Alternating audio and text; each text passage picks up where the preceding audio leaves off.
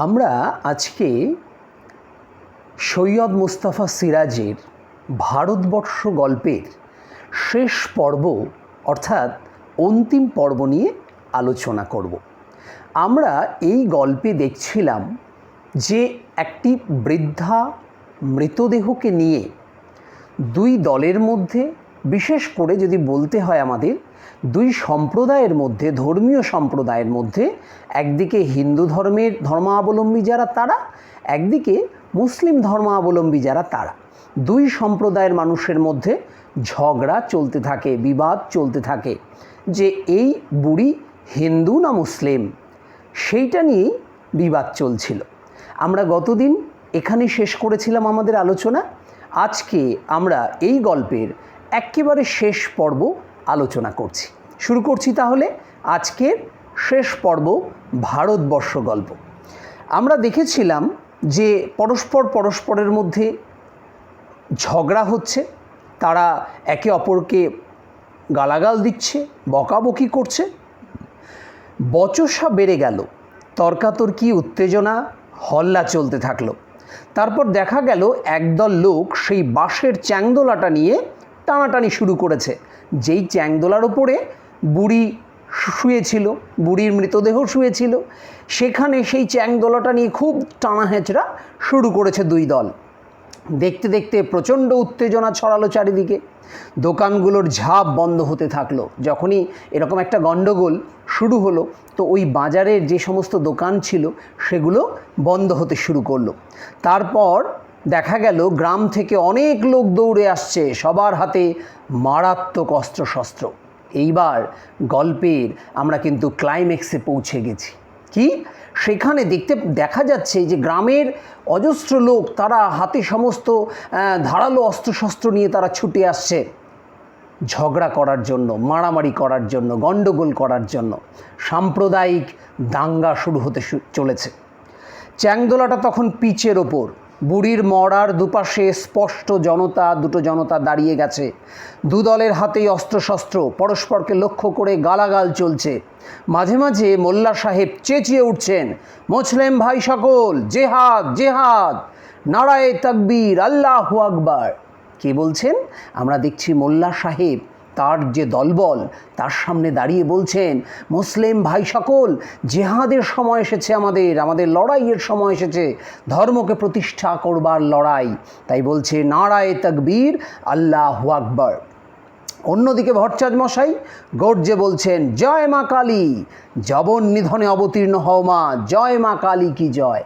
এইবার তার ঠিক উল্টো দিকে ভট্টাচার্য মশাই তার সন্ডা পান্ডা দলবল নিয়ে তিনি কিন্তু চিৎকার করে সমস্ত তার যে অনুগামী রয়েছে তাদেরকে উৎসাহিত করছেন যে আমাদের যুদ্ধের সময় এসেছে, লড়াইয়ের সময় এসেছে, মা কালী যেমন যুদ্ধ করেছে আমাদেরকেও যুদ্ধ করতে হবে। এইভাবে কিন্তু দুই দল পরস্পর যে দল রয়েছে, তাদের যে অন্যান্য অনুগামীরা রয়েছে তাদেরকে উৎসাহিত করছে। কিসের জন্য? দাঙ্গার জন্য, লড়াইয়ের জন্য। এইবার কি বলছে দেখো, তারপরে ধুন্ধুমার গর্জন প্রতিগর্জন, এবং দেখা গেল বিপন্ন আইন রক্ষক বেচারা নীল উর্দি পরা চৌকিদার তার লাঠিটা উঁচিয়ে মাঝখানে দাঁড়িয়ে আছে এবং দুপক্ষকেই কিছু বলার চেষ্টা করছে। মাঝখানে আমরা দেখতে পাচ্ছি আইন রক্ষক একমাত্র চৌকিদার। যে চৌকিদার, যে আইন রক্ষক, তার তো কোনো ধর্ম হয় না, সে কোনো দলেরই নয়, সে নিরপেক্ষ। সে মাঝখানে দাঁড়িয়ে রয়েছে, নীল উর্দি পরা, তার সেই নীল পোশাক পরা। সে কি করছে? সবাইকে আটকানোর চেষ্টা করছে যে গণ্ডগোল যেন না হয়, ঝগড়া যেন না হয়, দাঙ্গা যেন না হয়। যখনই মুসলিম পক্ষ এক পা এগিয়ে আসে, সে মরিয়া হয়ে লাঠিটা পিচে ঠুকে গর্জায়, সাবধান। যখনই মুসলিম পক্ষ এগিয়ে আসছে, পিচে ঠক করে আওয়াজ করে তিনি বলছেন, সাবধান। সঙ্গে সঙ্গে আবার ওরা পিছিয়ে যাচ্ছে। আবার হিন্দু পক্ষ এগোলে সে একইভাবে সেই দিকে লাঠি ঠুকে চেঁচায়, খবরদার। আবার হিন্দু পক্ষ যখন এগোচ্ছে, সেখানেও লাঠি ঠুকে সে বলছে, খবরদার। এইভাবে ক্ষিপ্ত জনতা দুই পক্ষকে সে আটকানোর চেষ্টা করছে। কতক্ষণ সে এই মারমুখী জনতাকে ঠেকিয়ে রাখতে পারত কে জানে। সে এবার পর্যায়ক্রমে পাগলের মতো দুদিকে একবার করে পিচে লাঠি ঠুকতে শুরু করলো। খটাখট খটখট শব্দে কাঁপতে থাকলো। এদিকে বাড়ি মারছে, এদিকে বাড়ি মারছে, তার দুই দলকেই সে আটকানোর চেষ্টা করছে। তারপরই দেখা গেল এক অদ্ভুত দৃশ্য। আমাদের গল্পের নতুন মোড়। কি দেখা গেল? এক অদ্ভুত দৃশ্য দেখা গেল। বুড়ির মড়াটা নড়ছে, নড়তে নড়তে উঠে বসার চেষ্টা করছে। দুদিকে সশস্ত্র জনতা ফ্যাল ফ্যাল করে তাকিয়ে আছে, চৌকিদার হাঁ করে দেখছে, সবাই অবাক। তারপর বুড়ি উঠল, উঠে দুদিকে তাকালো, ভিড় দুটোকে দেখলো, মুখটা বিকৃত হয়ে গেল। সেই বিকৃত মুখে ফ্যাক ফ্যাক করে হেসে উঠল সে। কে হেসে উঠল? বুড়িটা। চৌকিদার এতক্ষণে মুখ খুলে বলল, বুড়িমা তুমি মরনি? সঙ্গে সঙ্গে বুড়ির ক্ষিপ্ত জবাব, মর, তুই মর, তোর শতগোষ্ঠী মরুক। দুদিকের ভিড়ও চেঁচিয়ে উঠল, বুড়ি তুমি মরনি? তোরা মর, তোরা মর মুখ পোড়ারা।